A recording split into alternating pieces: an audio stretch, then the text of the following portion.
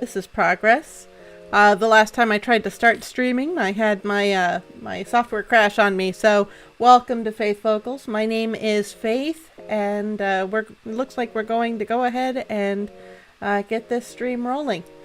Usually, I give my my intro here. I'll go ahead and let you know. The main thing about this stream is I'm a Christian. So we're going to be starting the stream, as you probably know if you read the title, with looking at some Bible, looking at the story of Noah in the book of Genesis. Last stream we started the story, so we started in Genesis 6, where Noah receives the word from God that he's supposed to build an ark, and the entire animal population of the earth, or at least a sample of 2 of every animal on the earth, every kind of animal on the earth will be joining Noah on an extended cruise. Soon there are going to be the entire animal population of the earth. So we are midway through that story. We're now in Genesis chapter 8. I do want to kind of track back a bit and make some comments about the beginning of this story. Noah and his family are the only ones who wind up surviving the flood, as we know from the Bible. So I just think that puts him in an interesting position. We were in Genesis 3 a while back, which was where we find the explanation of why sin, how sin entered the world, how our world got to be so broken. The Bible tells us that God created the first humans, Adam and Eve, perfect. They were in a perfect relationship with him.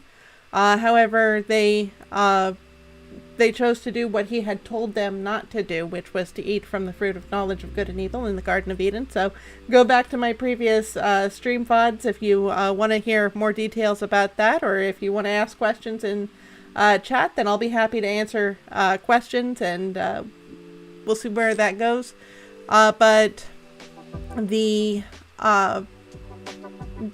let's see. So sin entered our world, and the effects of sin, death, entered our world because the man and the woman, Adam and Eve, rebelled against God, did what God told them not to do. It was an infinite crime in that God is an infinite being who had never done them any wrong, and not only that, he's the creator, he's sovereign.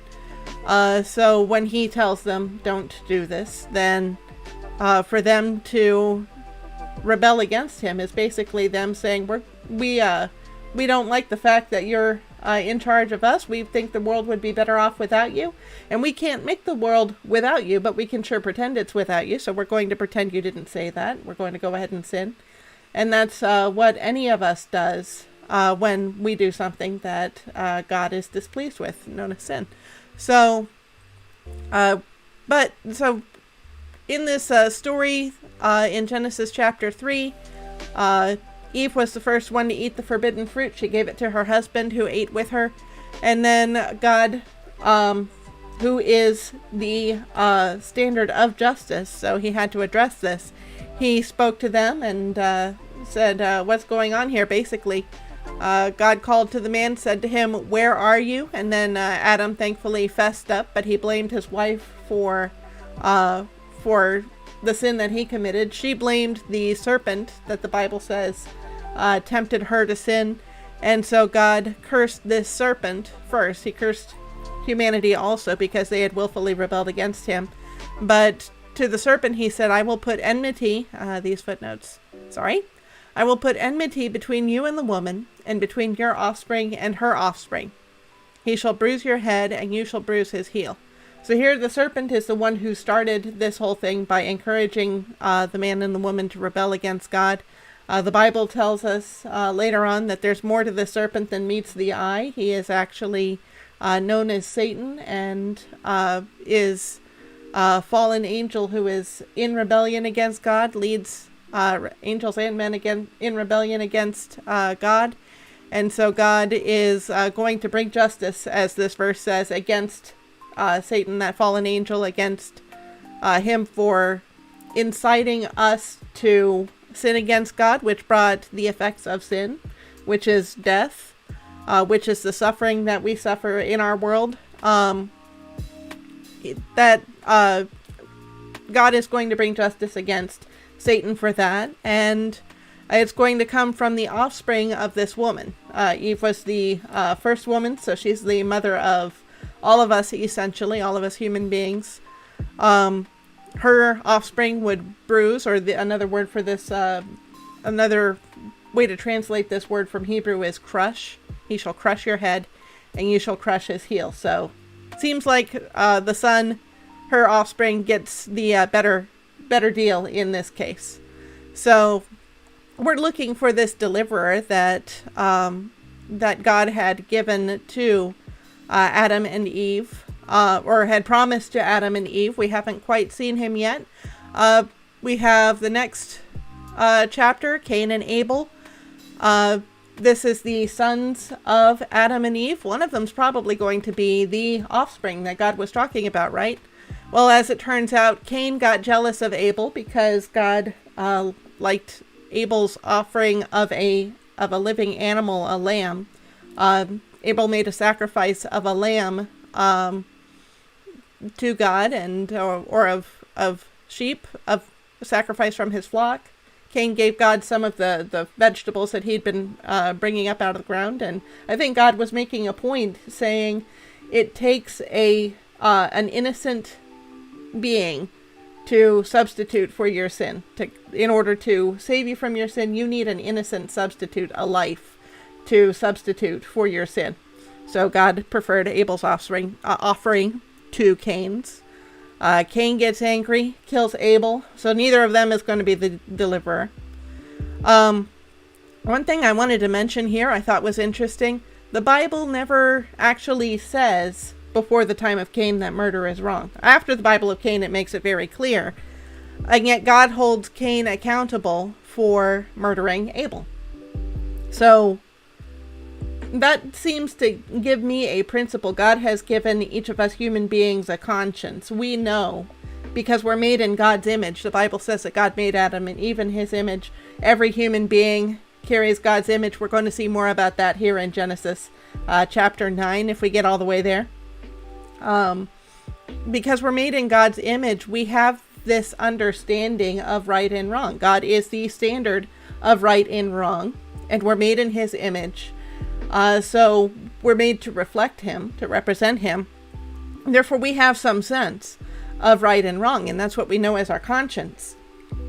So it seems to me that God holds us accountable for our conscience. Maybe Cain had never been told you shouldn't kill a person, because I doubt anybody had imagined that anybody would try to take the life of another human being. Everybody was the immediate family. This is Adam, Eve, and their two sons. Cain kills his brother in this story. So why would you expect that to happen when the most grievous sin that had happened up to this point was eating a forbidden fruit? And yet God is holding Cain accountable to this. So Cain's conscience is supposed to govern his actions. He's not to wait for God to say, oh, by the way, you weren't supposed to eat the forbidden fruit and now you're not supposed to murder someone. God has given us a conscience. The Bible says God has put his law in our hearts. So that is also, that is something that we need to be aware of, something we're going to be held accountable to. And I'll speak for myself, and I'll ask you too to consider this yourself. How many times in our life have we done what we know is wrong? Have we violated our own conscience? And it is grievous for me to think about the many times and the many ways that I have violated my own conscience. To be honest, I've lost my own trust in that area. God definitely holds me responsible to obey him and to keep obeying the law that he's put in my heart through my conscience. I have definitely failed in that respect, and the Bible tells us that God has a perfect standard for us. So since I've already failed, what can I do about that? Thankfully, the Bible also tells us that while God is perfectly just, he's also perfectly merciful. and he's provided a way of salvation for us through Jesus. That is God the Son. So God is a three-part being, a triune being, a Trinity. There's God the Son, God the Father, God the Son, God the Holy Spirit are the three parts of this. God the Son, Jesus, came to earth and took on a human form, became human, lived a perfect human life, no sin at all. He was qualified to be the innocent substitute for our sins. And what's more, because he is both man and God, then he is also infinite enough to take the punishment that we're due for our sins. We are a finite being. We cannot bear the punishment for the crime of rebelling against an infinite God and saying, we're going to do everything we can to expunge you by pretending you don't exist. So that is a infinite crime that deserves an infinite punishment. That is why those who are being punished for that face an eternity, a place of eternal torment known as the lake of fire. But our rescue from that is that the infinite God stepped into our human way of life, lived it perfectly, took a criminal's death on the cross, not because he was a criminal. He had not done anything wrong. He was taking that punishment for us. And then Jesus, God's Son, rose again, which is an indication to us that God accepted his sacrifice on our behalf. So Jesus lives forever, and if we accept that sacrifice, we can live forever. But I wanted to quickly stop here and just mention God had not given a law that murder was wrong, but I'm sure there was no doubt in any heart. Looking at this scenario, Cain surely knew that it was wrong for him to attack the image of God that was his brother and kill him and destroy that instance of the image of God that was his own family member. I think everybody understands reading the story what a heinous crime this is. So we move on and we go back to Genesis chapter 6, which is where we started last week. It talks about man began to multiply on the face of the land. The sons of God saw that the daughters of man were attractive. I covered that about 2 weeks ago. They took as their wives any they chose. And interestingly, Jesus talks about this time. He says at the end of time, it's going to be like it was in the days of Noah. And sometimes we look at this and say, well, God said that God saw that the wickedness of man was great in the earth. So it must be that man is going to be as wicked as mankind in the days of Noah. Not necessarily what Jesus said. Jesus said they were eating, drinking, marrying, giving in marriage. So I think he's thinking about this passage. The sons of God saw that the daughters of man were attractive. They took as their wives any they chose. And a couple weeks ago, I looked at this and saw maybe there was something that you could construe would be improper about taking as their wives any they chose, maybe. But I'm not going to lean heavily on that now. They're marrying and giving in marriage, and that marriage is a good thing. God invented marriage. The relations between man and a woman physically are not supposed to happen according to the Bible outside of marriage. So you've got to be married if you're going to reproduce and have kids and that kind of thing according to the Bible. So definitely something that God condones, marriage. So let's see, just wanted to mention that this is Jesus said they're living normal lives. They were taken by surprise by the flood was basically his point in that verse in the New Testament. However, this passage does say God saw that the wickedness of man was great. Every intention of the thoughts of his heart was only evil. A little further, the earth was filled with violence. It was corrupt. All flesh had corrupted their way in the earth. So very strong language about how wicked humanity had gotten. And yet, up to this point, we don't see God laying down a law saying, do this, do that, thou shalt not. He tells Noah how to, footnote. Okay, there we go. It's gone. He tells Noah how to create an ark and avoid the flood because Noah has been walking with God. Noah has been following his conscience. Noah has been making an effort to be right with God. And so it says God found favor with Noah. And that's a very, Noah found favor in the eyes of the Lord. That's the way I should have said it. I think that's a very important phrase in the Bible. Find favor. You're going to see it a lot in this book of Genesis. And I think it has to do with a concept in the New Testament, and I don't know how it translates in Hebrew, but the concept of finding grace. Grace, I think at least in the Greek language, it's the word charis, charis, as we transliterate that to English. But it has this idea of a gift undeserved, of someone who has done absolutely nothing of worth, nothing to make themselves appealing, nothing to earn favor or a gift, and yet the gracious giver still chooses to give them a gift. And I think this has a similar idea. Noah didn't really earn God's favor. The Bible teaches us that there's no way for man to earn God's favor, but it also teaches us that we can seek God's favor, and I think that's what Noah was doing, and so God rewarded him for that.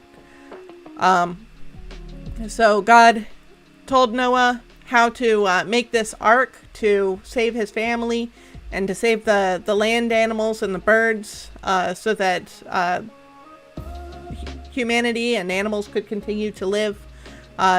Told Noah how to gather food, and Noah obeyed God. I'm grateful he did, or else I would not be here. This is our shared ancestor, Noah. So they all got on the ark, and this talks about how the animals boarded the ark.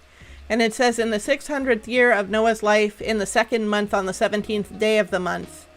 On that day, all the fountains of the great deep burst forth, and the windows of the heaven were opened, and rain fell upon the earth 40 days and 40 nights. And I think it's interesting how specific the language is here. How you're going to see it's counting these days. It's like the captain of a ship keeping a log. Sometimes my best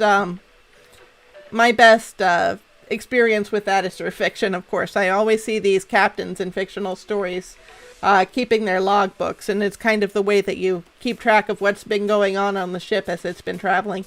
I imagine that's probably good for navigation also. You want to keep track of how many days you've actually been on the vessel. When you're not in society, when you're not going to church on Sundays, when you don't have a routine that tells you what day of the week it is.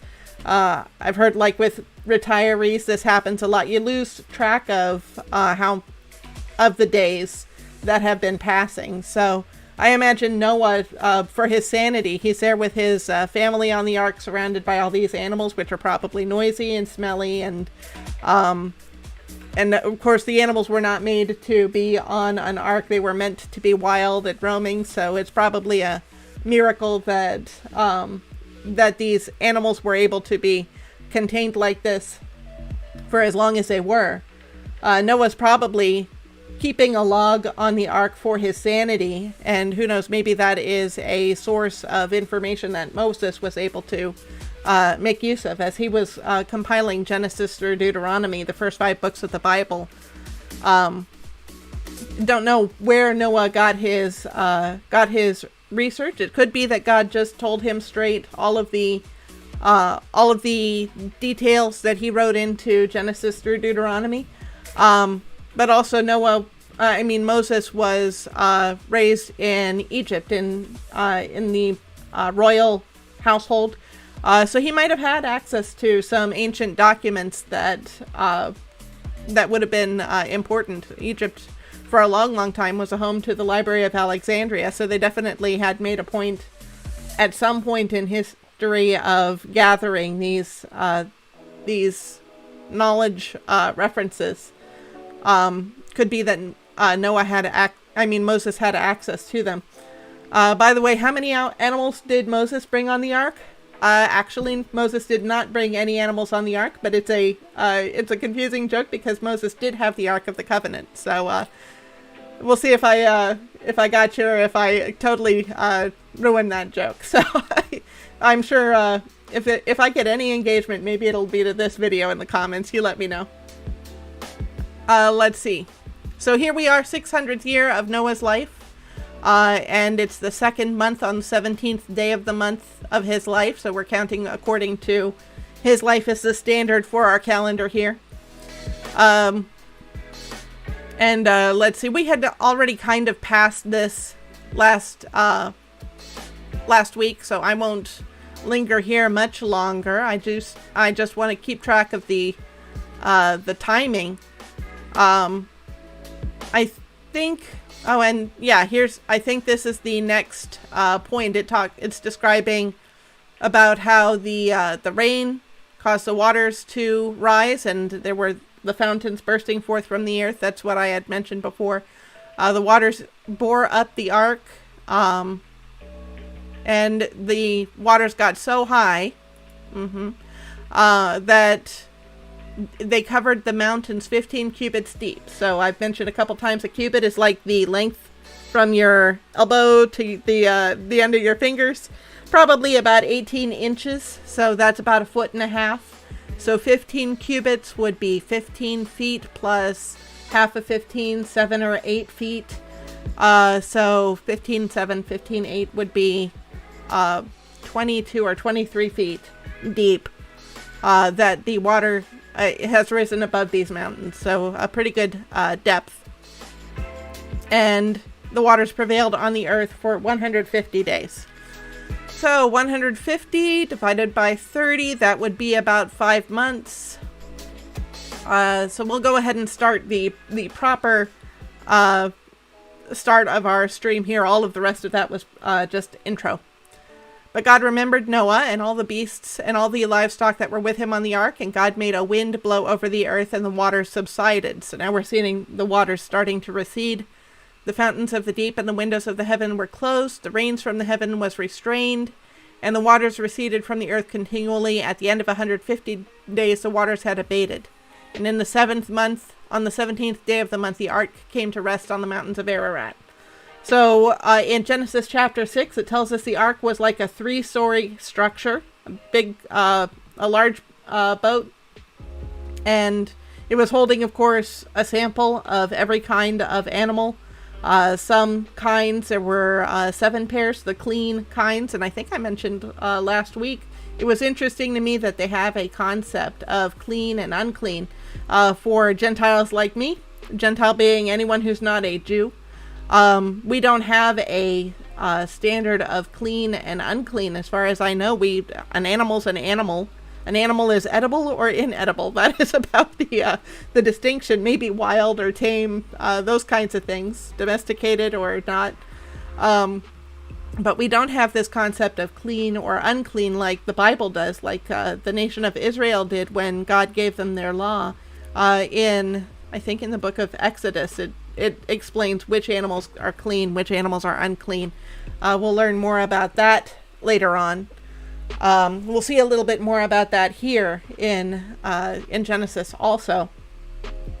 So I just think it's interesting that they had this standard of clean and unclean animals even before the law was given to Israel, where we learn what those animals are in modern times. Now maybe Noah had an understanding of clean and unclean because he's going, okay, God said that he would bring more of the clean ones. He'd bring 7 pairs of the clean ones. So that one's 7 pairs. That one must be a clean species. And that one's only 1 pair. So that one must not be a clean species. I don't know.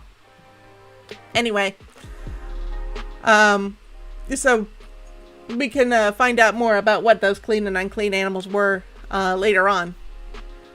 So at the end of 150 days, the waters had abated, and in the 7th month, on the 17th day of the month, the ark came to rest on the mountains of Ararat. So God's given us some help with this calendar, because I was getting confused a while back as I was reading this passage, because it says 40 days and 40 nights it was raining, and then it was 150 days, and then 150 days at the end of 150 days, the waters had abated. And I'm going, how do I count this? So I'm glad that God told us that in the second month, on the 17th day of Noah's 600th year, he boarded the ark.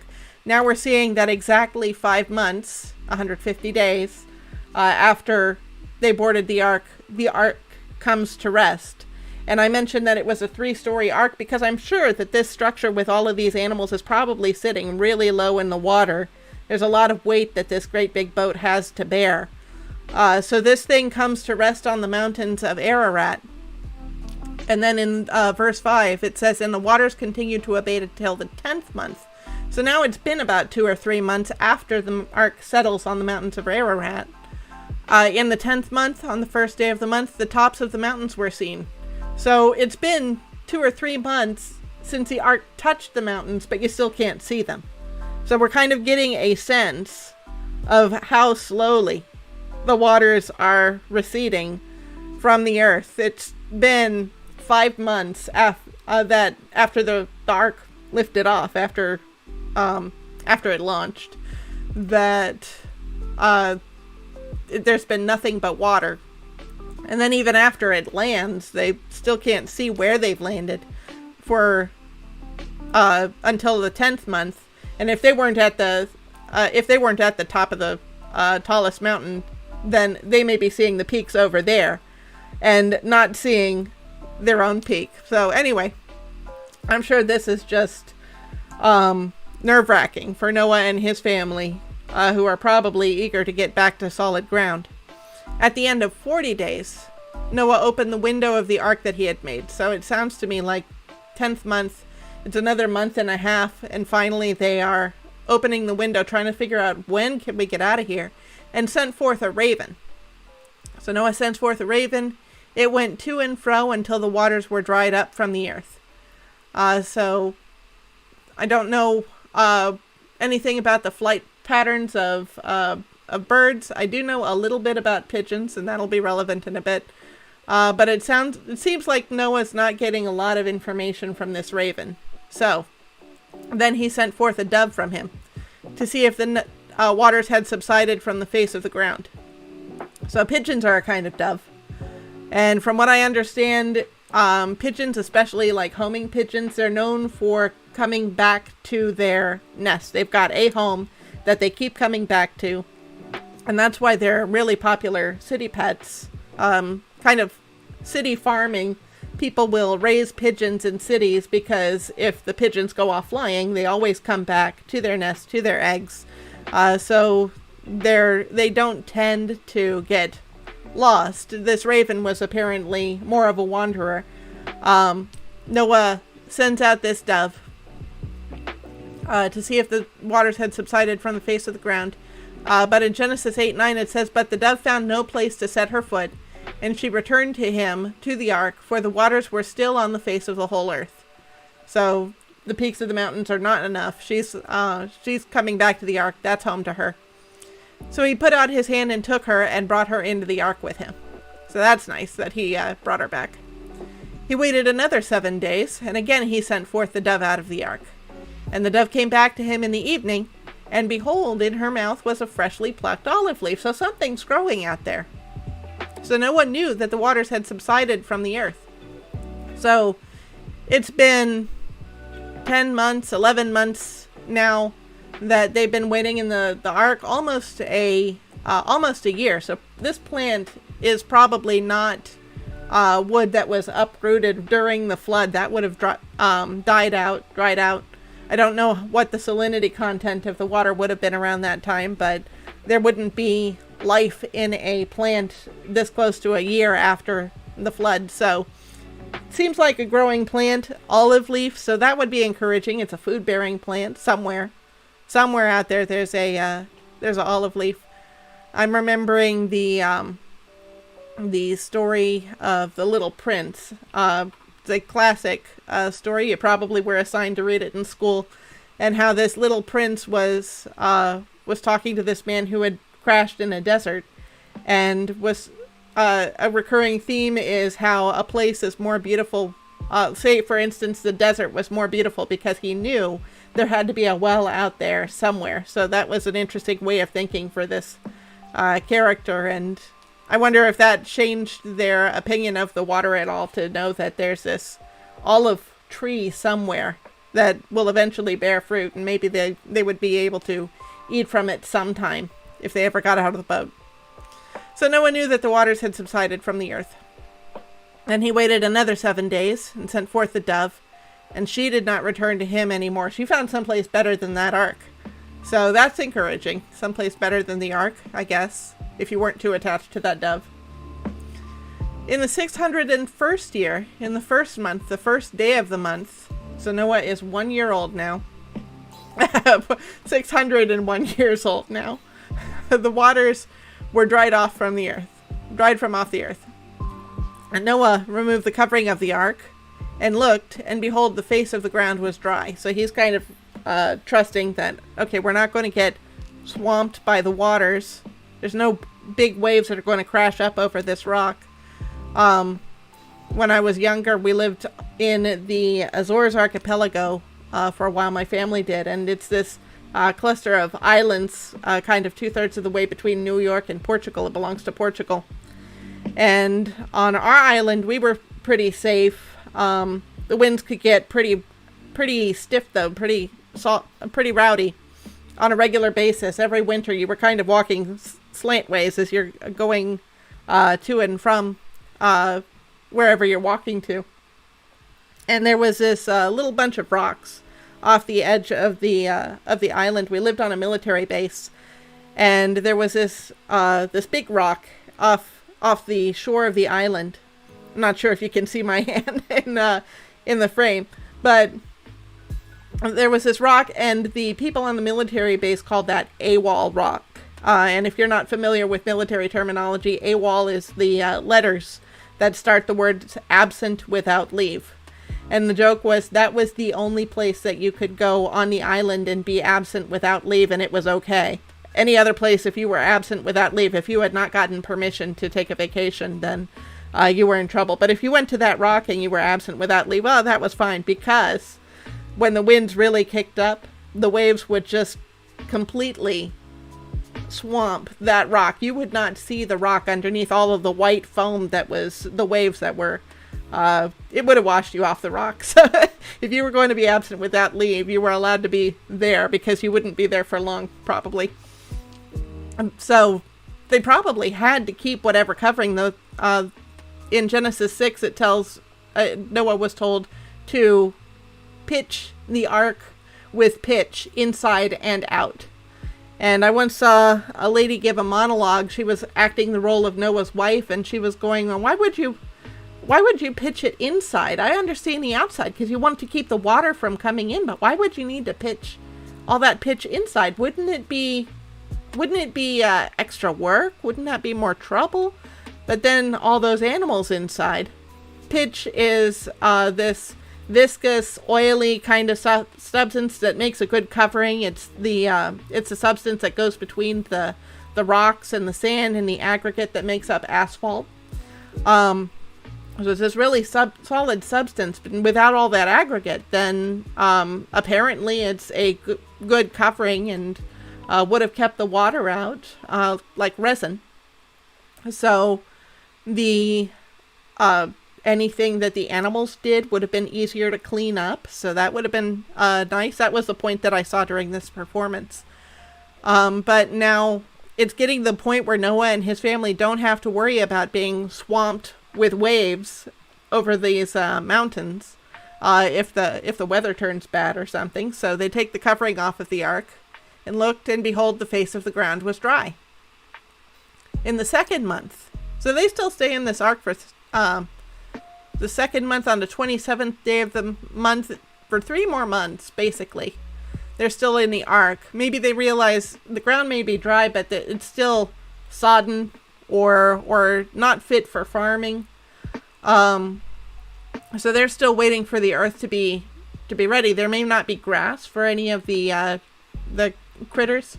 Hey Patrick, welcome to the stream. So no problem, I get it. I changed the schedule, and I'm grateful that you realized it was today. So that's good. I saw your message. So no problem. Welcome back. So, let's see, talking about Noah in the Bible, and they've been in this ark for what is probably about a little more than a year now, that they've been waiting for the waters to recede from the earth. I believe the Bible, when it says that this is a good time for me, it's hard to tell what time it is. I was thinking it would probably be about 10 a.m. for you. So, okay, great. So that's wonderful. I'm glad it works for you. So, that Noah and his family had been in this boat for all this time, more than a year. So they've been watching. You can get the sense Noah has been watching and waiting for a chance to leave the ark. But finally, God talks to him and says, then God said to Noah, "Go out from the ark, you and your wife and your sons' wives with you." So, okay, Noah, you're finally allowed to leave. I wonder if Noah had known God would speak to him and let him know if he would have watched that closely. But it's kind of fun to see how Noah responds to the flood. I think we can all relate. We would all want to be outside and enjoying the outdoors as early as possible too. So God says, "Bring with you every living thing that is with you of all flesh, birds and animals, and every creeping thing that creeps on the earth, that they may swarm on the earth and be fruitful and multiply on the earth." And I'm sure all the animals were glad to get out of that boat too. And I'm grateful that Noah and his family put up with them for as long as they did, because I've got a dog somewhere in my house, and I would not have a dog if all of these animals had not joined him on this ark, on this boat. So Noah went out, and his sons, and his wife, and his sons' wives with him. Nobody's getting left behind. Every beast, every creeping thing, every bird, everything that moves from the earth went out by families from the ark. It tells us Noah built an altar to the Lord and took some of every clean animal and some of every clean bird and offered burnt offerings on the altar. And it's great that there were the extras. God had all the animals. God had sent a pair of animals, one male, one female. But for these clean animals, then God had sent 7 pairs. So God is definitely making sure that these animals are available, and Noah gets to make a sacrifice just like his ancestors, Adam, Eve, Cain, and Abel made sacrifices. Then Noah is doing this to honor God. Says, "When the Lord smelled the pleasing aroma, the Lord said in his heart, I will never again curse the ground because of man, for the intention of man's heart is evil from his youth." So God had seen us, humanity, in every thought of humanity's heart at the time of Noah was evil. So they were all wiped out except for Noah, who had been trying to walk with God, trying to honor God. And in this verse, what I'm understanding is God is saying, even if it gets to the place that every thought of man's heart is evil, I am not going to destroy the earth. Curse the ground. That's interesting. It's the same wording as with Adam. I haven't looked at the Hebrew to see if that's the same. I'm going to look at this footnote. Dishonor might be another way to translate that particular word. "Neither will I ever again strike down every living creature as I have done." So that's great. "While the earth remains, seed time and harvest, cold and heat, summer and winter, day and night shall not cease." So the earth is going to continue in the way that God has made it to continue. So grateful for that. "And God blessed Noah and his sons and said to them, Be fruitful and multiply and fill the earth." So we have the reinforcement of that blessing to be fruitful and multiply and fill the earth that God gave to Adam and Eve. Thankfully, God wants humanity to be repopulated again, even after this judgment. He says something interesting here. Noah has been taking care of all of the animals. You kind of think that all of these animals would then understand Noah.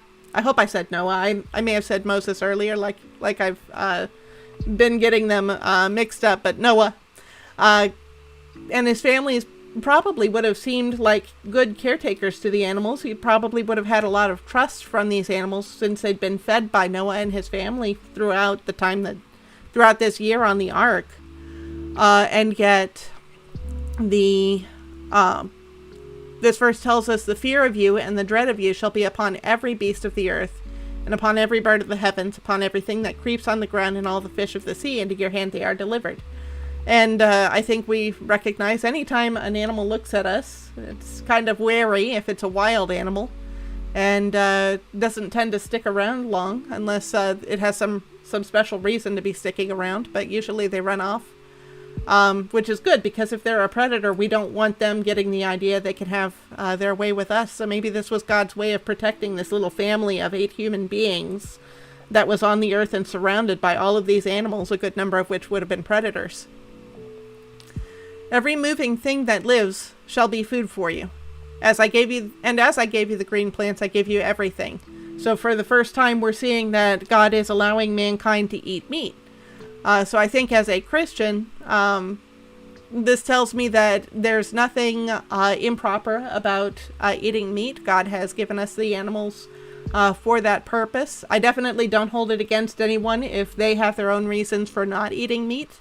And I would think even Christians might have a reason that they would want to be vegetarian. But I don't see anything immoral. Some people think it's immoral to eat animals, and so at least from the Bible, I don't see that. And yes, Patrick, we can eat eggs also. It says, but you shall not eat flesh with its life, that is its blood. So there is a restriction that God is giving Noah. And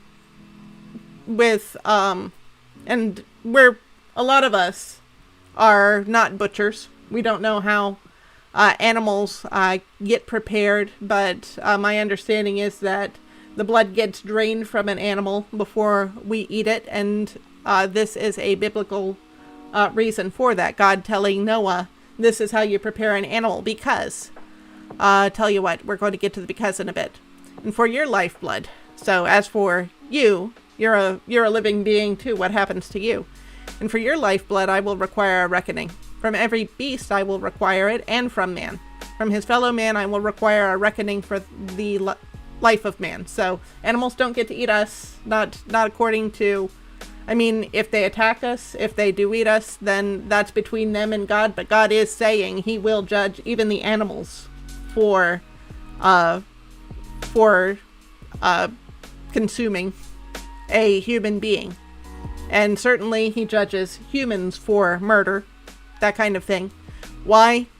Whoever sheds the blood of man, by man shall his blood be shed, for God made man in his own image. So we're seeing the principle of capital punishment also, of God is saying it is right that a murderer would lose his life to other human beings. Humans do get to judge someone who has committed murder. So that's interesting, because there are people out there, you may be one of them, who think that it is never right to take a human life. And in the Bible, we see there are some cases. So judging someone for taking a life, especially if you are an appointed judge, someone that God has set up, has given the authority to make that judgment. Self-defense. God allows us to take life in order to protect our own life, or to protect the life of someone else who's going to be harmed. So there's these cases where the Bible allows us, but in general, the idea is we're to respect the image of God, and it is not a good thing for a human to die. It is not an acceptable thing for a human to die. In all the cases where someone's life can be taken, according to the Bible, it's in order to protect life, from what I can tell. Or there are laws, such as in Israel, if someone was worshiping a god other than God, then they would face capital punishment. They would die for that crime of worshiping a god other than God, because the nation of Israel was supposed to be God's people, to show the world God's way of living. and they were to be fully committed to God. So if someone was going to be worshiping God, they could not do it in the nation of Israel. So let's see, getting ahead of myself, that's in Exodus, we're still in Genesis.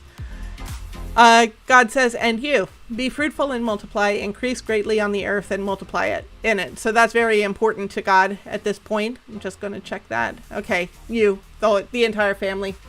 Noah, you, your wife, your sons, their wives, you all multiply and increase. Then God said to Noah and to his sons with him, behold, I establish my covenant with you and your offspring after you, and with every living creature that is with you. I think it's interesting that God's establishing a covenant with the animals, because we don't know the animals to talk, but my dog's pretty smart. Maybe he'd make a covenant with God. I definitely, the Bible says that creation worships God, so I should like to think that would be the case with my dog.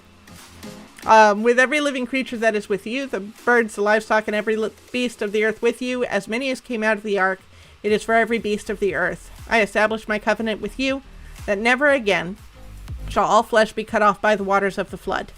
So there's never going to be a flood. Well, never again shall there be a flood to destroy the earth. So, saying what I was about to say.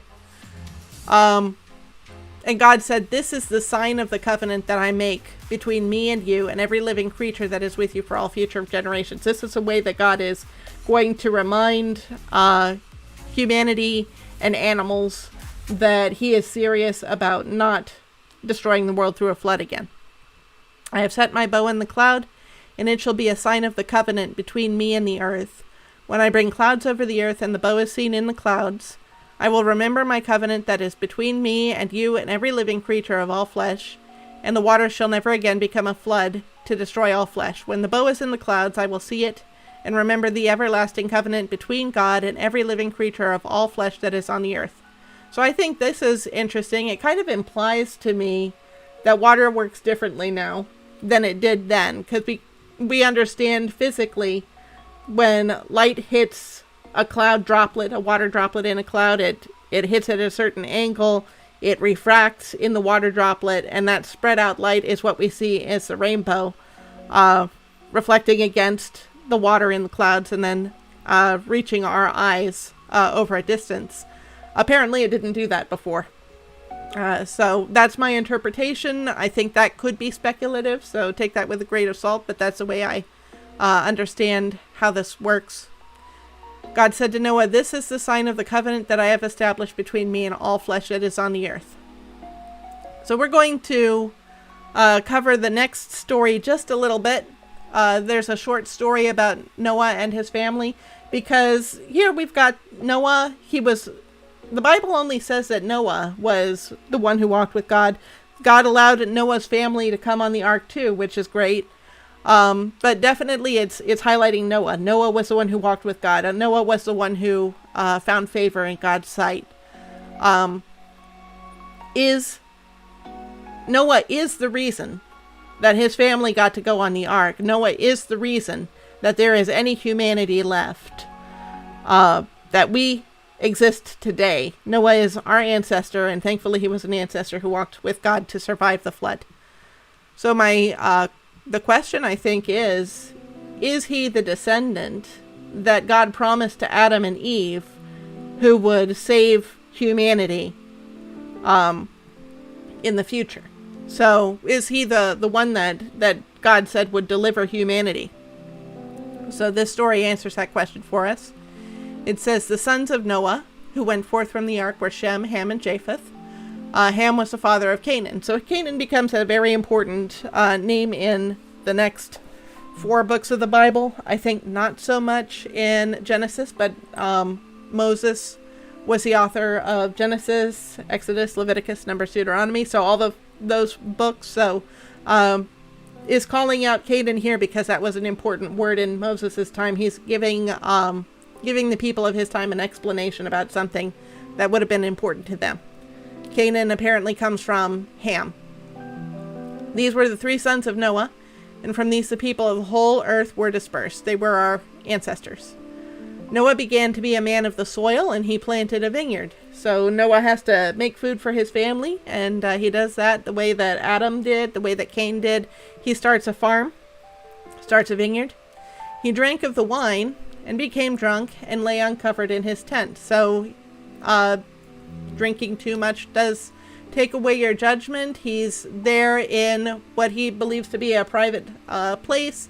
Becomes it's a shameful situation that he has gotten himself into by being drunk. The Bible tells us not to become drunk. So as we look at what God tells believers to do, what the Bible encourages other people to do, this I think I would interpret this as a sin. Noah becoming so wrapped up in the fruit that he has gotten from the earth, has allowed it to control him instead of him controlling it. And so now he is dealing with the consequences of that sin. So and Ham, the father of Canaan, let's not forget he's the father of Canaan, saw the nakedness of his father and told his two brothers outside. Then Shem and Japheth took a garment, laid it on both their shoulders, and walked backward and covered the nakedness of their father. Their faces were turned backward, and they did not see their father's nakedness. So we've got a distinction between the way the sons are behaving. You've got one son, he sees Noah, and we don't get the sense that he's trying to protect Noah. We're getting the sense that he is actually dishonoring Noah by drawing attention to this situation. The other two sons, they are honoring Noah. They are protecting Noah. They're not looking at him in that state. They're doing what they can to protect him. So when Noah awoke from his wine and knew what his youngest son had done to him, he said, "Cursed be Canaan. A servant of servants shall he be to his brothers." Now that's odd, because it was Ham that committed the sin. You would think that if Noah's going to be cursing anyone, and I don't know that it's great to be cursing anyone, but you would think he would be cursing Ham. For some reason, he chose to curse Canaan, and maybe he knew that would be more painful to Ham than if Ham himself had the curse. I don't see a godly situation here. This does not seem to be a healthy family in any respect. But Noah said, "Cursed be Canaan, a servant of servants he shall be to his brothers." He also said, "Blessed be the Lord, the God of Shem, and let Canaan be his servant. May God enlarge Japheth, and let him dwell in the tents of Shem, and let Canaan be his servant." So he's saying, let God bless these other two sons, let them live at peace with one another. But Canaan is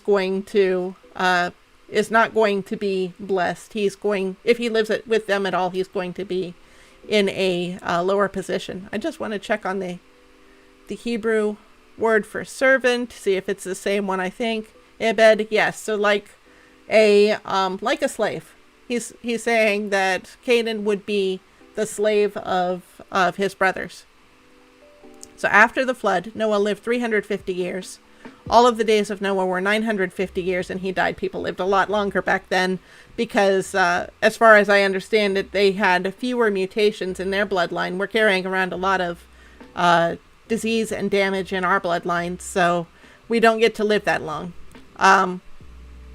So I wanted to make sure that I brought this story in because Noah has his own sins. Just like the serpent in the garden tempted Eve to disobey God so that she took the fruit that God told her not to eat. Just as Adam took that fruit and committed that sin against God, they now have to be delivered from that sin. They still face the consequences of that sin, and they die eventually. The Genesis 5 tells us how long Adam lived before he no longer lived. We're seeing this about Noah too. Noah is our reason for being on this earth. Because he was walking with God, God allowed him to be God's representative and humanity's representative that allows us to be on the earth here. But Noah has his own sins. Even before the flood, Noah has his own sins, but we see an example here. And so Noah lives 350 more years, and then he dies. Noah needed a deliverer too. So he couldn't be our deliverer because he couldn't be the innocent substitute that is necessary, that God showed Abel was necessary in order for us to be saved from our sins. So I'm going to stop there. Next week, we got a genealogy to slog through in Genesis chapter 10, and then maybe there will be an interesting story in Genesis 11 talking about where the languages of where humanity got all the different languages, because up to this point, Adam had his family. They would have all spoken the same thing. They branched off into their families, and then the earth went on until Noah. Noah had his families, and they would have spoken the same language. Where are we getting all of our various languages from? I don't know if I'll be covering that next week or in the week following, but for now we're done with the Bible portion. And I just want to quickly say, Patrick, you probably know this because you've been on the channel for quite a bit.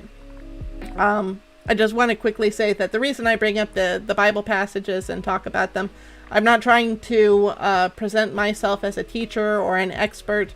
What I'm trying to do is talk about what I believe in, and to find out what other people believe in. And so definitely I'm very interested in hearing about other people's beliefs, but until I do so, I'm at least offering mine. I put my faith in the Bible. I believe it's true. That's what I think is interesting about seeing how Noah is counting down the days in the story. You can see there's a calendar that's kind of ticking off in the story. The flood was 40 days long, and the rains were 40 days long, and the flood was 150 days long, and Noah hit the mountains in the 7th month, and then they saw the peaks of the mountains in the 10th month. And so it's very defined. And I would think that if someone were making up a story about a man trapped in a boat, that they would not go to such detail. For one thing, if anybody knew anything about the rate at which water evaporates, someone could nag them and say, you're not doing it right. This is the way that water would actually evaporate. You're not giving it enough time. You're giving it too much time, whatever. This story does have a detailed record, which implies to me that it's true. It's not just a fairy tale. Someone actually was marking the days as they were sitting on the ark waiting to get off and waiting to turn all these animals loose and to go back to their normal lives. So, let's see. I think now we're ready for Subnautica, so we'll get started on that game. And while I'm setting that up, I do want to mention, I've been thinking about the games that I've been playing. What I want to try to avoid is, I want to try to avoid getting so stuck on one game that I become known for that game, because what's really important to me is the Bible stuff that I talk about, talking about my Christianity, talking about how my beliefs affect. Now that should be making music and I'm not hearing it, so we'll see how that goes. Back to game. Okay, we've got sound, so that's a positive. Anyway, what's important to me is talking about my beliefs, about the Bible, about Christianity, finding out about other people's beliefs. So I don't want the games to be the main draw for the channel necessarily. If you like the games, then by all means enjoy them. But I've been switching off of the games pretty frequently because I don't want to get stuck on one and then become known for that. But now I think Subnautica is about the 4th game that I've been playing. And at the rate I'm going, I'm not going to beat any of them. So I've been thinking maybe it would be a good idea for me to kind of switch off of the games. As in, this week I'm playing Subnautica. Next week I'll switch to another game. Have I been around here before? The week after that, switch to another game. That way I get to make some progress in each of the games. And then, over time, maybe eventually I would beat one. And then if you happen to be there for that, you can celebrate with me on finally beating one of these games that I've never beaten before. I think I'm going to get out of the sub.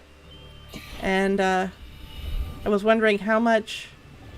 That's a sea glide fragment. So that's just titanium. I've already got my sea glide. Gonna see what else I've got in here. It's nice to move around in that Sea Moth. I decided I was going to try to find the officer. What's this? A beacon fragment? I don't think I have that blueprint. Welcome back, Patrick. New blueprint acquired. So I don't know if you heard at all what I was saying. I'm thinking that I'm going to start going back to some of the... Uh-oh. Let's see if I can outrace that guy. Yep. I outran him. I don't know where he exploded, but it wasn't at me. So anyway, I'm thinking of rotating through these games, trying to go back and see if I can beat any of the games. Kind of hit each game for 1 week, and then hopefully work my way closer to the end of the games I'm playing. So far, I'm playing Subnautica now. When you discovered my channel, Patrick, I was playing Minecraft.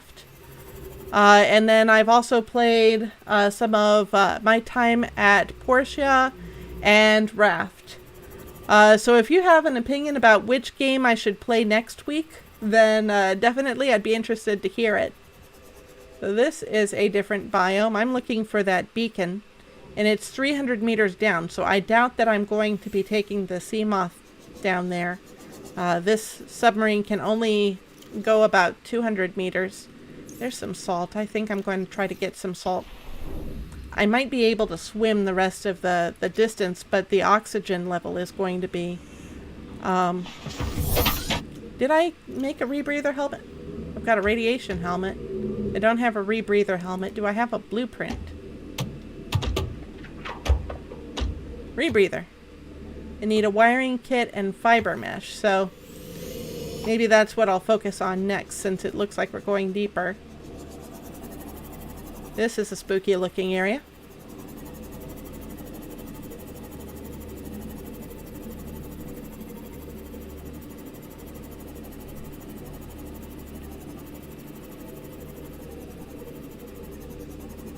Okay, I'm at 150, so that's almost my limit. Not a lot of life around here. Some of these little fish, which those guys are good eating, so maybe I want to go hunting at some point. I've got some fish in my inventory. Do I have any water? Yes. Not anymore. Passing 100 meters. Oxygen efficiency decreased. Okay. All these wide spaces make me a little nervous because you can have more bigger enemies in these wide spaces. Definitely a ruin over there. Warning, maximum depth reached. Nope. Hull damage imminent. Not going any lower. What's that? Passing 200 meters. Oxygen efficiency greatly decreased. Okay, so far my oxygen seems all right, but I don't want to play too much with that.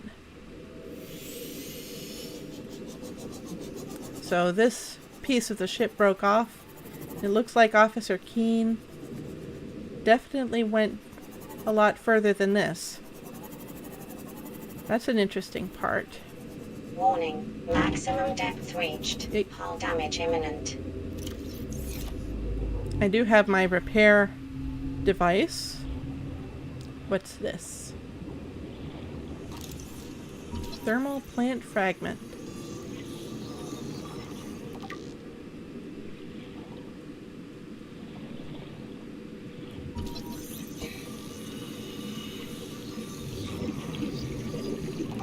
Okay. Biodiversity in this region is unusually low. Cause unknown. Looks like some deep caves down there. I would not want to be caught in a deep cave. Where did my Sea Moth go? There we go.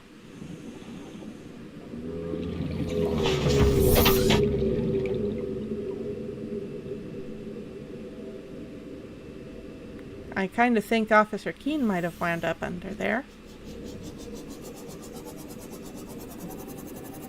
So if biodiversity is low in this area, hopefully that means there's not any monsters. Reached. Hull damage imminent.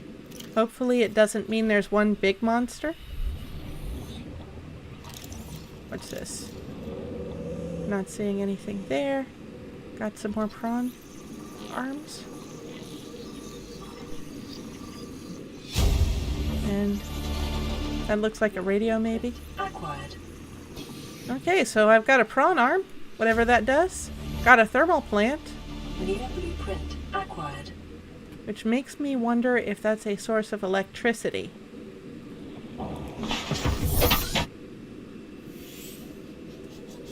Okay, so I've got a big ruin over there. But there's an interesting piece. I think they want me to get the prawn arms and this thermal plant. I just want to see if that's another thermal plant piece. Passing 200 meters. I won't need it if it Oxygen is. Efficiency greatly decreased. Yeah. What is this thing? Some sort of coral they don't expect me to find interesting.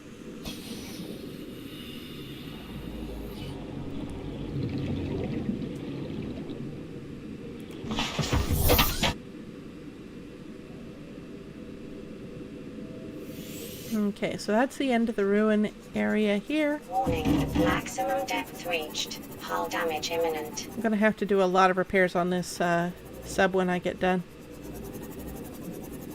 Or maybe sooner. It's already at half health. And I keep pressing the wrong button when I want to get out. That's a chair. That's not really useful to me. It's a desk. There's a light.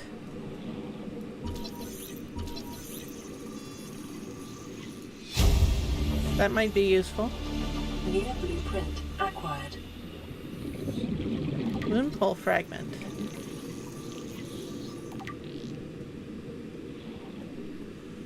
Can I scan these big rocks? No.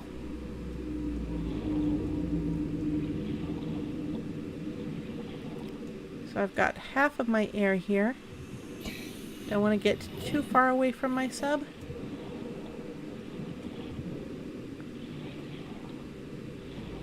Yeah, this thing is crying out for help. We'll see that smoke off the arm.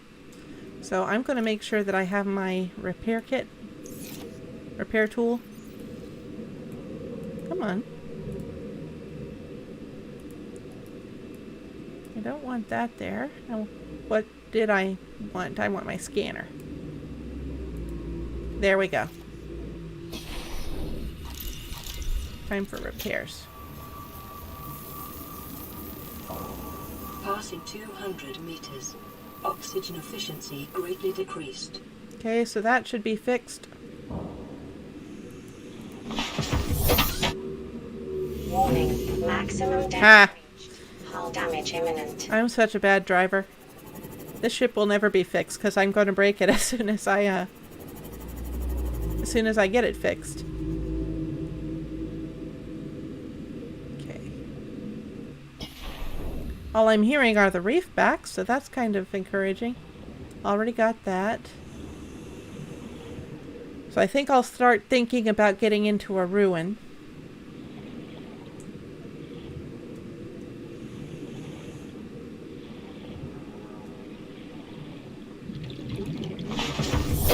Welcome aboard, Captain.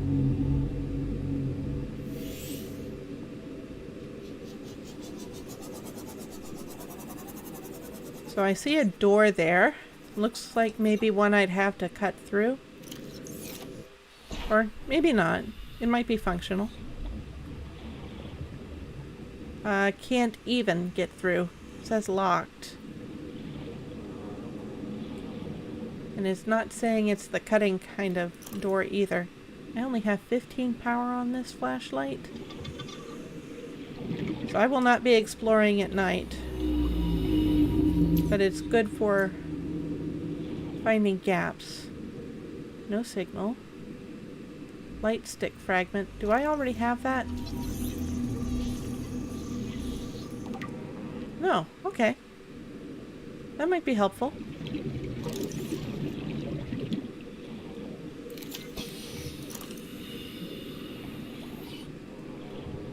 Okay, I think that's all I get from that. 30 seconds. Okay, got it. And it's getting dark. Warning, maximum depth reached. Hull damage imminent. So I might, let's see, I've looked at that ruin. So next time I come back, I'm going to check out that bit. I may have already been there, I don't remember. And then I'll definitely check out that ruin, and I don't see anything else. Which way is home?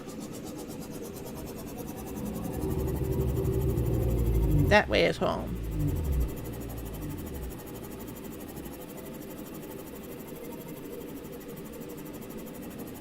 And that is a reef back, and I am not seeing anything else out here. Might be worth having a base here. Like at the edge here, close to the sun, because you can make solar panels.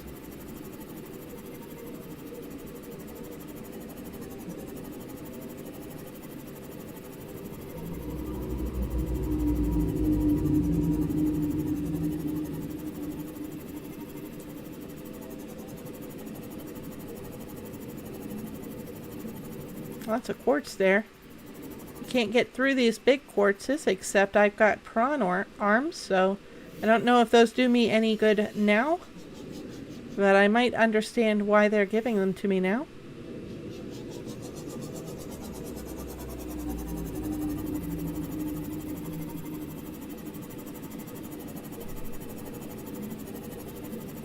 Prawn is a shrimp, right? I wouldn't expect prawn arms to be able to break through big mineral deposits like that, but I guess they do in this game.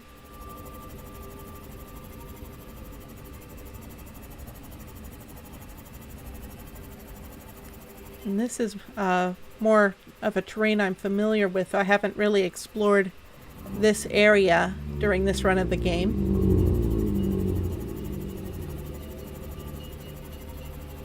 When I get home, I'll probably need to get... Well, I might have some coral stored, and then I can make some water. Get some bleach going. Get some disinfected water.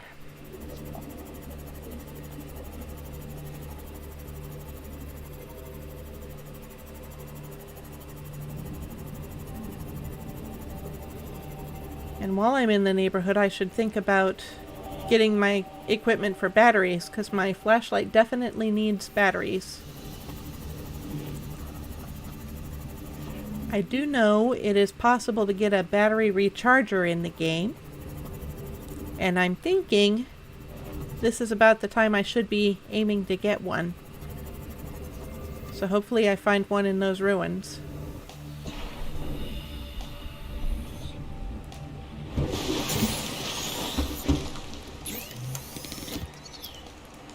So what am I able to make?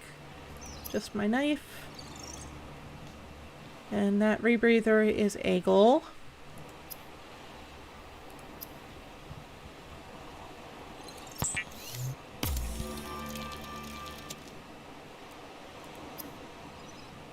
Oh yeah, I needed coral. Which I have. Let's put those away. So I think there were basically 3 things I was thinking I could do. One would be to check out that radio signal, which I haven't fully checked out. I need to find a way to get down to 300 meters. And I'm not sure I want to swim all that way. Because with the low oxygen, maybe the rebreather would help me to be able to do that.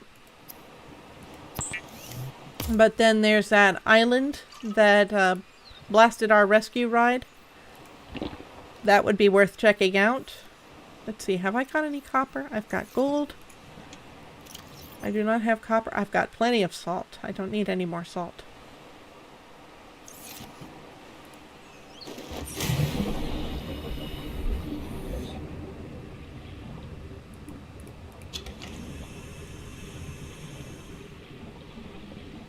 So I'm going to check out how soon it is until daylight. Probably not very soon.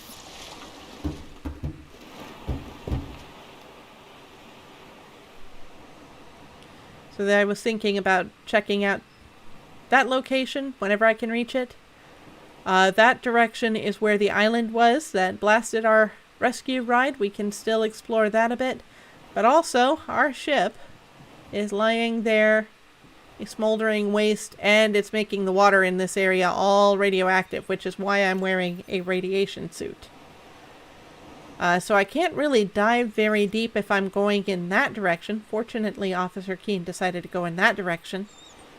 But if I want to descend very deep in that direction, I'm going to have to figure out what to do about the radiation. These birds are weird. They're kind of buggy. They act like they're perching on stuff. They act like they're perching on top of my life pod, but clearly not. They're just hovering up there. Oh, it says I can scan them? Are there any others around, or have I scared them all off?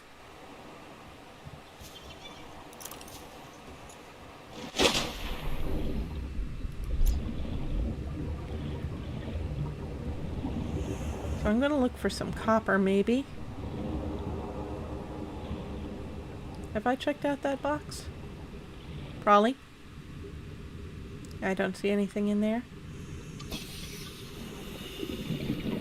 Because if I can get some copper, I can refresh the batteries on this flashlight and not be so nervous about exploring in the dark.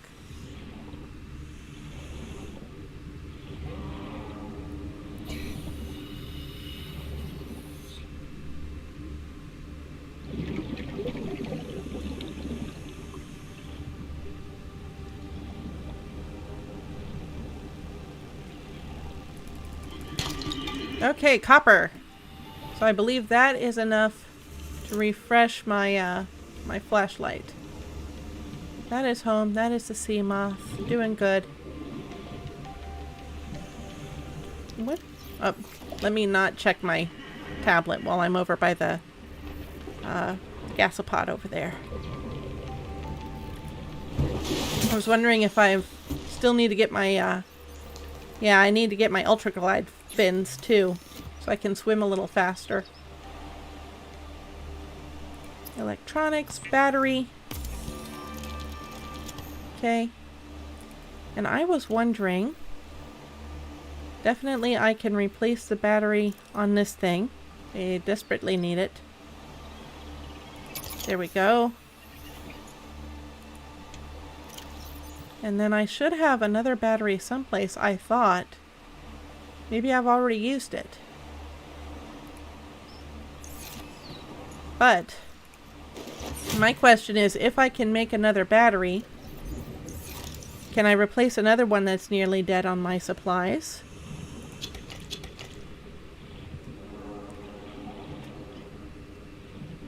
And then can I use those two nearly dead batteries to make a power cell for my Sea Moth? So I think I'm pretty clearly used up all of the limestone outcroppings around here.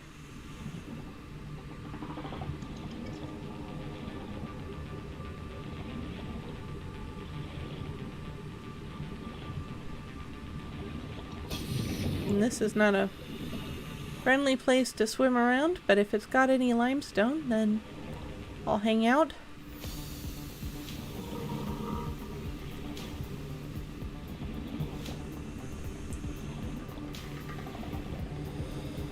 That, I think that's a gasopod egg. You can pick those up. I'm not interested in farming creatures right now. If I get titanium, that can be used to build myself a habitat too, so I guess it's not a bad thing to get extra titanium right now. Copper, good. And then I'll try not to swim straight up so I don't scare my big ol' friends around here. Like these guys.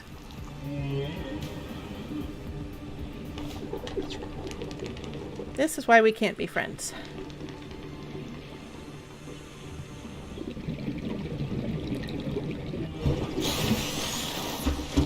So one more battery.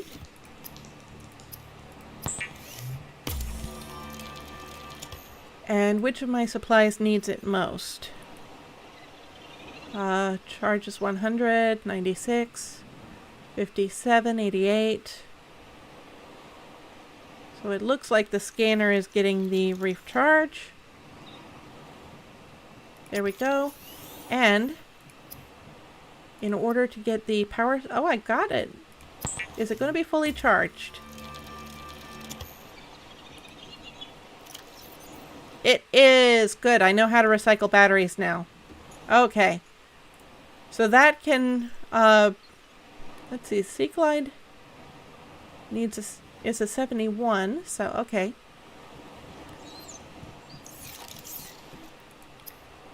But if I need to use a power cell, then that's doable. Wouldn't be a bad thing for me to make a beacon sometime soon. Mobile vehicle bay I already have. Sea Glide. Okay, yeah, that was a battery thing. Light stick is ingredients unknown. I thought I got that.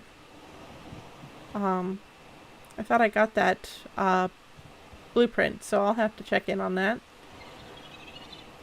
Habitat builder I've got. Okay. I've got all my tools, but I needed a wiring kit, which takes silver, which I can get in the kelp forest, and I also need some fiber, which I also get from the kelp forest. So it looks like I could be exploring the kelp forests again. Okay. And I don't have to worry about being stranded in this thing now because I have my extra power cell. So I'm going to go to the kelp forest that is over by the secret island.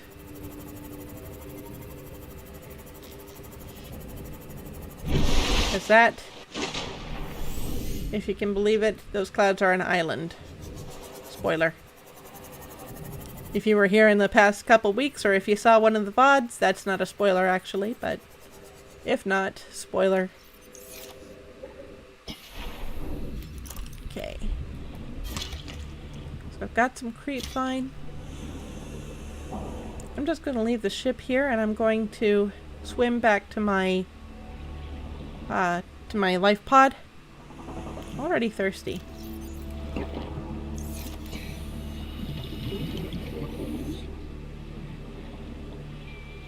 And then I can use the Sea Moth to get close to sandstone outcroppings, because I think those stalkers don't do much damage to the sea pod. I'm not sure how much damage they do, but they're nothing like the bone sharks.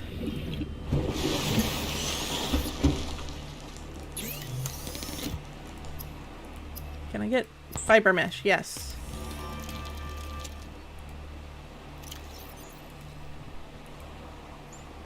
Let's see, was going for the rebreather. So that's all I need for that. Okay. I thought maybe I didn't need that much kelp, but apparently I did.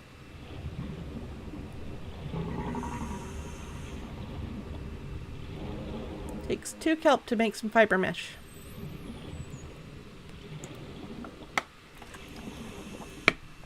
Creepvine, I guess it is, properly. Yep.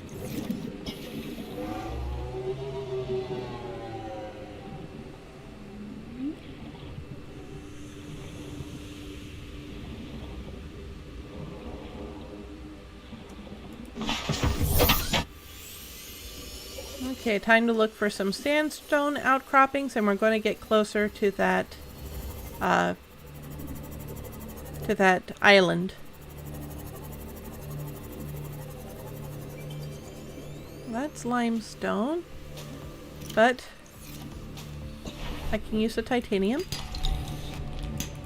I don't think I actually got what fell from... Yeah, there we go.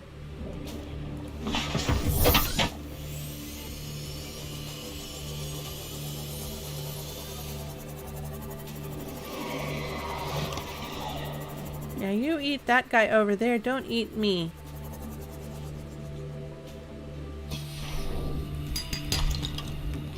some lead, quartz, silver. So I need one more silver. That's lead, I think. These guys look ugly, but they're not harmful. These little guys here. Got some gold. I can scan them. Shuttle bugs. If you see them swimming around, you know that there are caves, which, come to think of it, they were swimming a lot around that area where Officer Keene was. So that's lead. Silver. Okay, that's all I need. My ship is somewhere over there.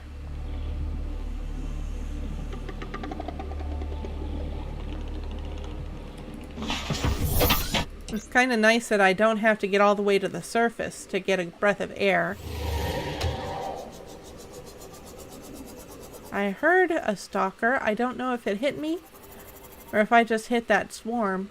But, this thing. I don't think I actually hit a stalker. Can I see the island from here? Nope. Cannot.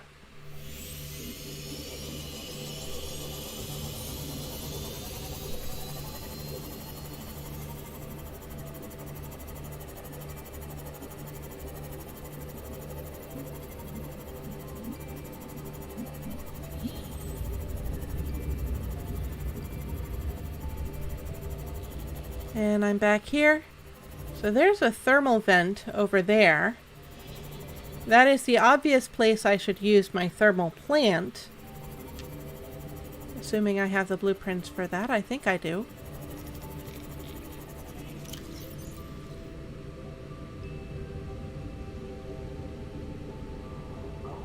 Let's see. Scanner room, moon pool, thermal plant. Which needs magnetite and aerogel. I have no idea what those are.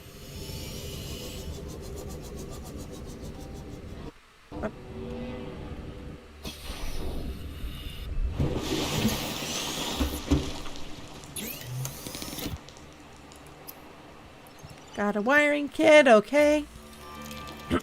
So now can I make my rebreather? Yes. So let's see what I can find out about Officer Keene then.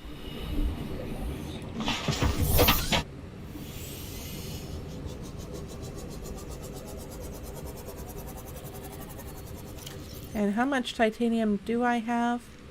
A good bit. I don't think I'm going to need my radiation helmet, so I can leave that behind. In fact, maybe I want to start thinking about what I don't want to die with.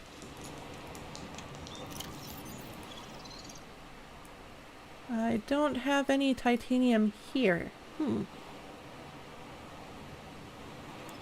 So it may be worth collecting more as I go.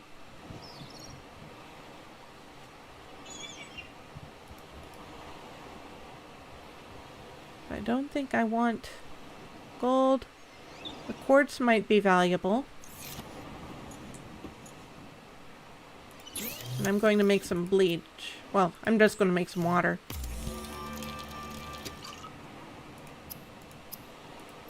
There we go.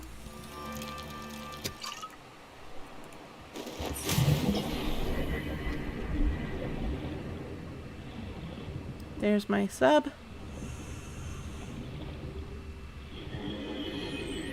I can start scanning things that I've already gotten my blueprints, and that'll be a good source of titanium.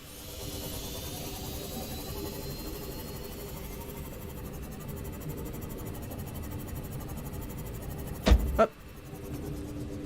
I may as well get that Gary fish. It's edible.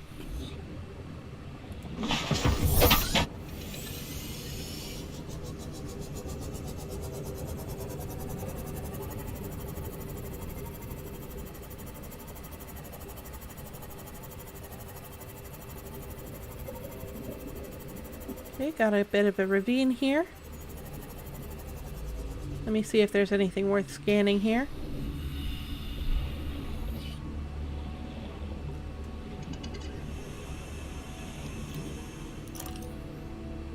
Okay, counter. I don't think I need a counter. That's a sea glide fragment, so that's titanium.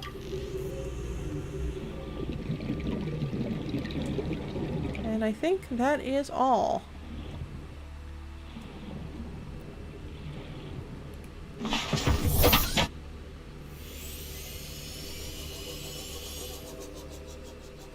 Except there's a box way down there. Probably for a reason. Oh. Is that a repair tool? That is a laser cutter fragment. I don't have a blueprint for that yet. Okay, so I need one more. One more of those and I will have a blueprint.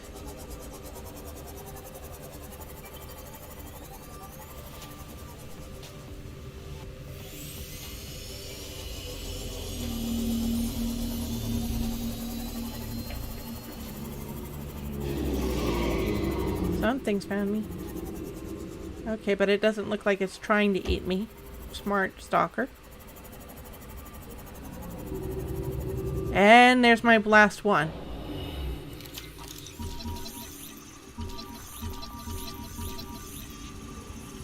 There we go. What does it take to make a laser cutter?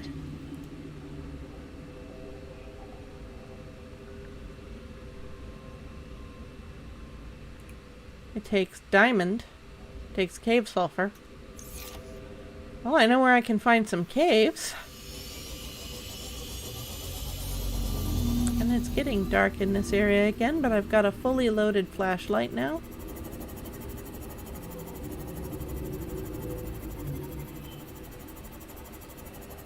I guess we'll see what happens if I go out that way at night.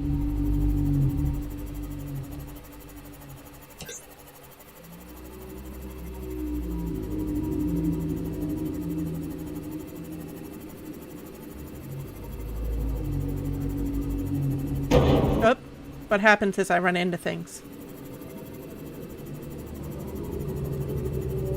I forget this ship is bigger than I am.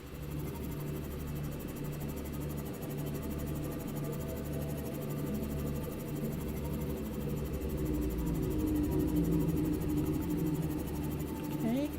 Warning, maximum depth reached. Hull damage imminent. Not if I can help it.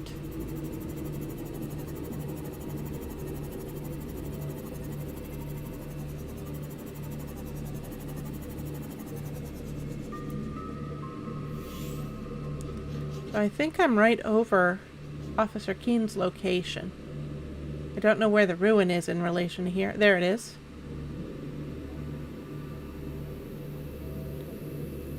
I think I'm going to risk getting out.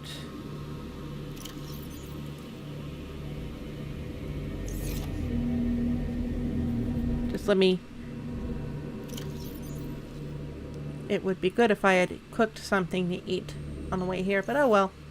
Passing 100 meters. Oxygen efficiency decreased. I forgot.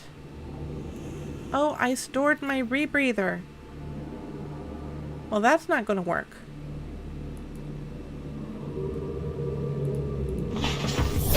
Welcome aboard, Captain. Came out all this way for nothing. Unless I just want to check out the ruin. I could do that. That door needs to be cut open.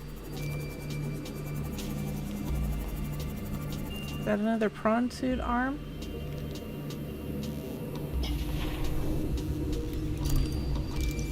Passing 200 meters. Oxygen efficiency greatly decreased.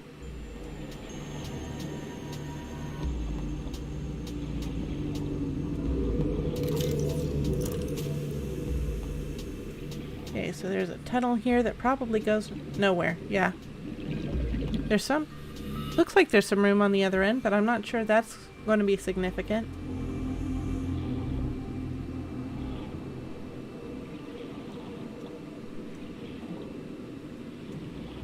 Gotta get through that door, then I'll be able to see what's on the other side of that tunnel, maybe. I don't think I see another way in. Okay.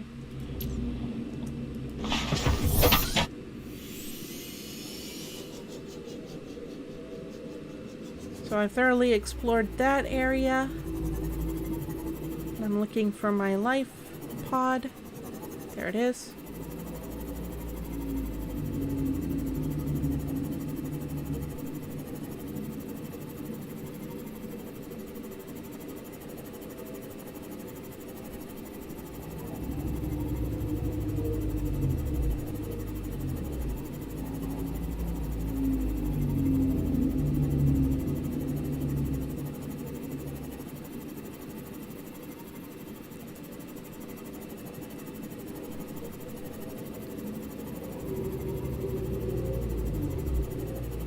I'm debating whether I want to go ahead and take a dive before calling it quits for the day. Probably. We'll see what's down there.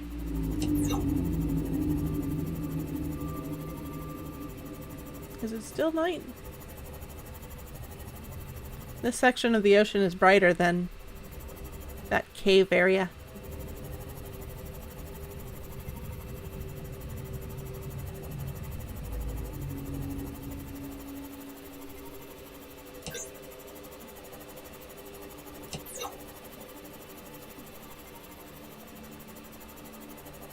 Okay, no, the sun's coming up.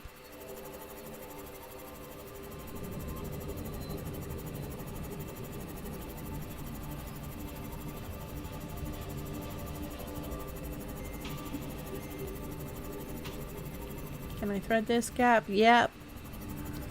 I'm not the worst Sea Moth pilot, just a mediocre one.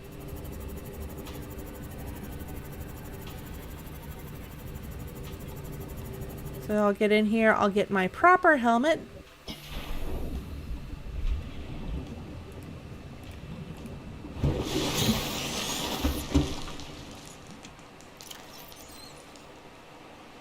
That's the rebreather. Okay, I see what happened. Yeah. I need to switch these first, and then I can put away my radiation helmet. And I can cook a fish while I'm at it. Or apparently I need to cook 2 fish or something. I'm dying.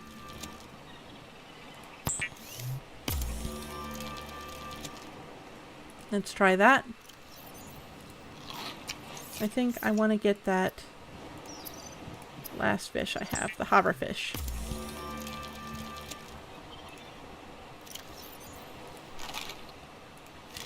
Okay. So that'll do it.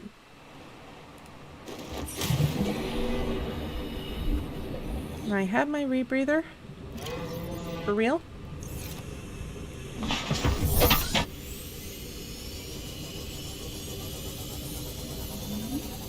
So now we're definitely going to make that dive.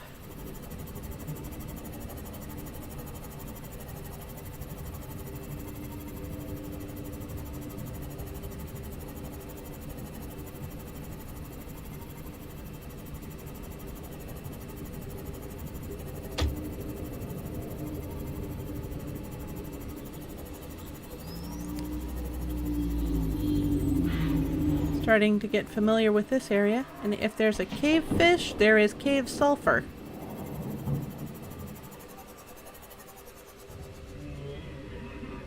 So let me see if I can find that. And copper, great. Oh, whoa, whoa, whoa. I'm dead. Oh, nice.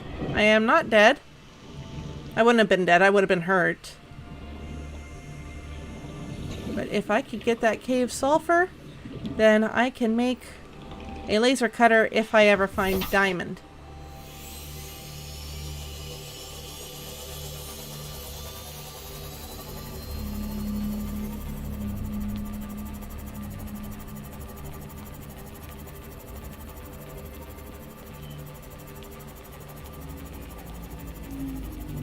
So this place looks kind of pleasant, kind of familiar.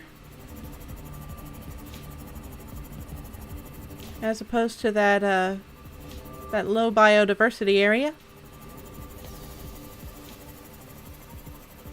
Thankfully, this place looks scarier than it is. I mean, than it seems to be. A lot of wide open spaces, but I don't see any predators.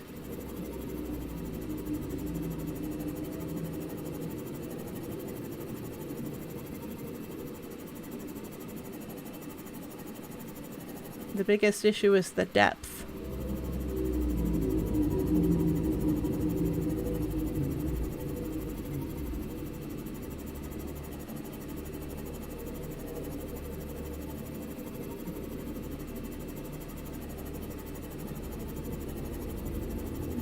Okay, so apparently he fell into this crevice.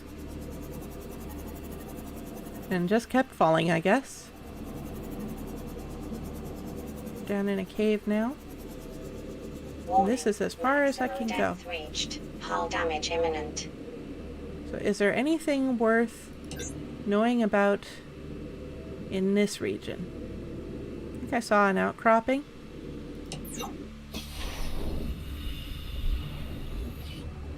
I see limestone, right? Yeah? And that is shale. Got some gold. I'm just wondering if shale also might have diamond. I'm gonna get a breath, and then I'm gonna go down for good. Okay. Lots of quartz around here. Yep, there's the life pod. And that looks like some spiky grass. Gotta be careful about that.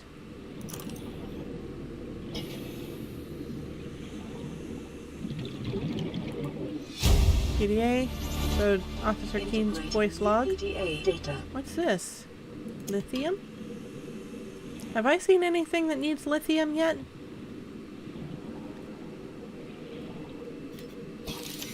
Oh. Gel sack. What's that?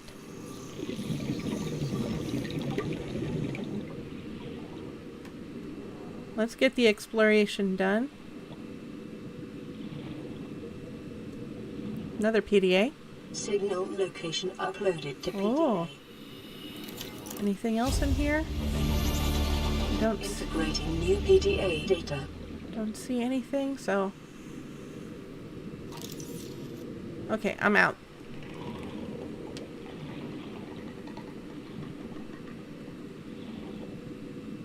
I'm hearing shuttle bugs. I am not hearing any predators.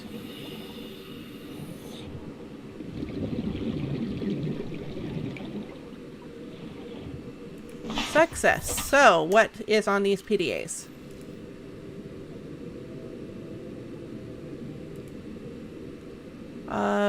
Data downloads. Aurora survivors. Life pod 19. Crew log. To all crew. If you are reading this, then you have followed the automatic distress signal broadcast by this life pod's onboard computer contrary to my orders. I've been forced to evacuate. Your orders are to disregard my safety and attempt to reach the designated rendezvous coordinates at the nearest landmass. I hope to see you there. Wait. I'm trying to... Assume command. Okay. So, coordinates for dry land. Yeah, I did disobey his orders, didn't I? Keen, this is Aurora. Come in. This is Keen. Life pod detached to a cave planet fall in 30 seconds. The computer has identified a landmass at the attached coordinates. I want you to regroup the crew there. Understood, but they are your responsibility now. Don't let them down. Captain, you need to evacuate. Negative. You'll need the ship in one piece if you're going to contact HQ on the long range. I'm attempting a controlled descent. Captain? That control sound, that explosion sounds familiar. I'm guessing that's probably the sound I heard in the intro video. So that was the Aurora survivors. Got these crew logs too. I'm just,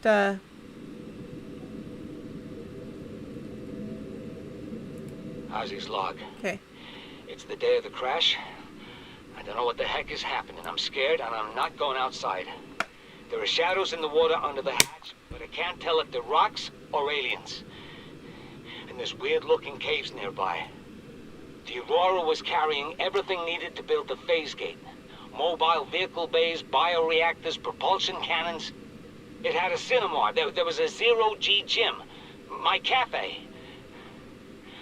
I don't understand how we're here now. I don't know why no one's coming for me. Okay, so I'll look at some of these other voice logs later. Won't get stuck here. Is there anything else that I want to take with me? If I can see any more of those shale outcroppings, I think I'll see if any of them have diamond. It's limestone.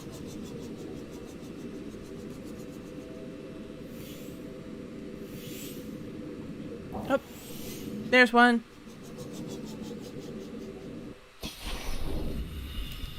Can I have scanned these? Good. So that was lithium. Got a couple lithium. Gotta see what that does. Welcome aboard, Captain.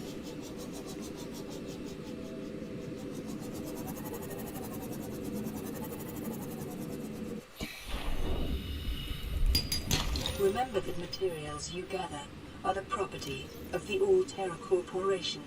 You will be liable to reimburse the full market price. Your current bill stands at 3 million credits. I guess they want that diamond, huh? And I want that diamond too. I need a laser cutter.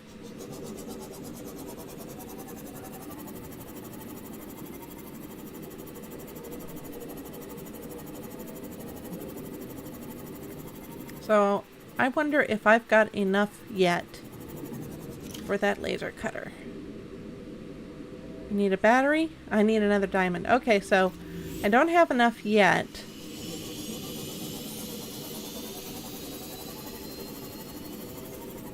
I'm going to get home, make sure that I start the next stream at a good place, but after I get back to my life pod, this is the end for tonight.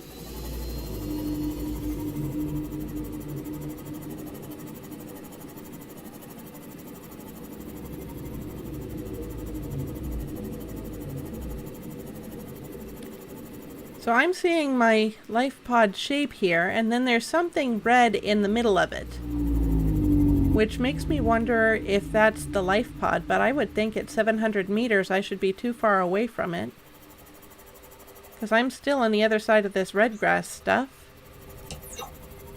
I'm seeing a little red shape in there. Oh, now it's gone. Now it's disappeared.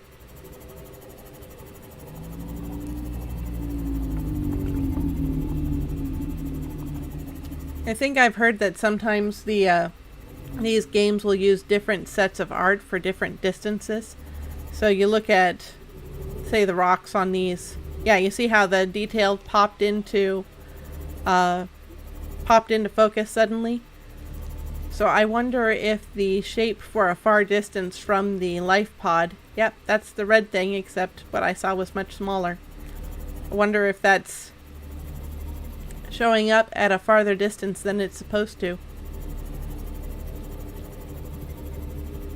It's just an interesting detail. No complaints.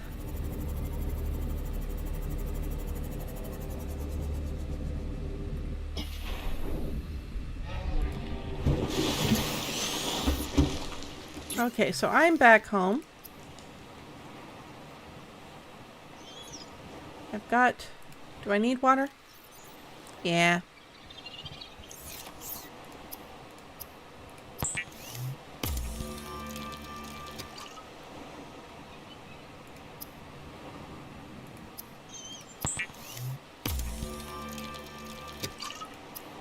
And then is there anything else I can do quickly before... What's this? Standard oxygen tank.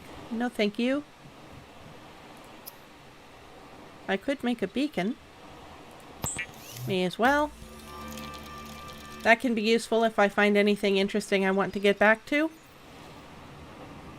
So I think that's it. I just wanted to see, do I have, where did the coordinates that for that island I'm supposed to go to wind up?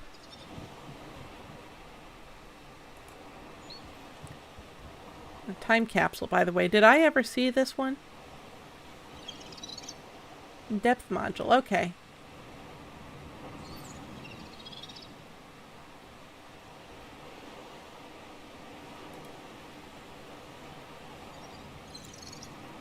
So let's see.